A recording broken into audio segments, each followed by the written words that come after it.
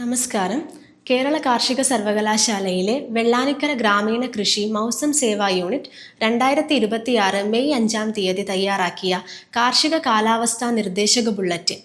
ഭാരതീയ കാലാവസ്ഥാ നിരീക്ഷണ കേന്ദ്രത്തിന്റെ മുന്നറിയിപ്പ് പ്രകാരം ജില്ലയിൽ ഒറ്റപ്പെട്ട സ്ഥലങ്ങളിൽ സാമാന്യം ഭേദപ്പെട്ട മഴയ്ക്ക് സാധ്യത. ജില്ലയിൽ വരും ദിവസങ്ങളിൽ കൂടിയ അന്തരീക്ഷ താപനില 35 ഡിഗ്രി സെൽഷ്യസും കുറഞ്ഞ അന്തരീക്ഷ താപനില 26 ഡിഗ്രി സെൽഷ്യസും ആകാനാണ് സാധ്യത.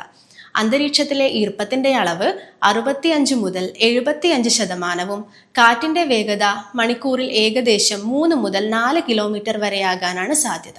പൊതുനിർദ്ദേശങ്ങൾ: മണ്ണിന്റെ ഈർപ്പം നിലനിർത്താൻ ശരിയായ പുതയിടൽ രീതി അവലംബിക്കാവുന്നതാണ്. തെങ്ങിൻ തടങ്ങളിൽ ഈർപ്പം നിലനിർത്തുന്നതിനായി പച്ചയോ ഉണങ്ങിയതോ ആയ ചകിരിയിട്ട് മൂടുന്നത് നല്ലതാണ്.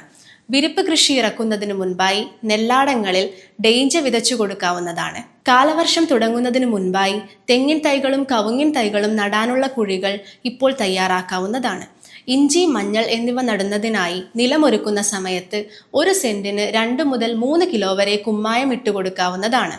മൂടുചീയൽ രോഗം തടയുന്നതിനായി മുൻകരുതലായി ഇഞ്ചി വിത്തും മഞ്ഞൾ വിത്തും 3 ഗ്രാം മാംഗോസെപ്പ് 1 ലിറ്റർ അല്ലെങ്കിൽ സ്യൂഡോമോണാസ് ലായനിയിൽ 30 മിനിറ്റ് മുക്കിവച്ച ശേഷം നടുക.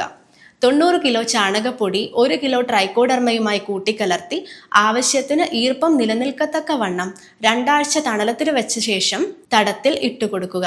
മൃഗസംരക്ഷണം: എലിപ്പനിക്കും ബാഹ്യപരാധങ്ങൾക്കും എതിരെ ജാഗ്രത പുലർത്തുക. കാലിത്തീറ്റയിൽ പൂപ്പൽ വിഷബാധ ഏൽക്കാതിരിക്കാൻ ശ്രദ്ധിക്കുക. ചാണക പരിശോധന നടത്തി വിദഗ്ധോപദേശ പ്രകാരം വിരമരുന്ന് നൽകുക. നന്ദി.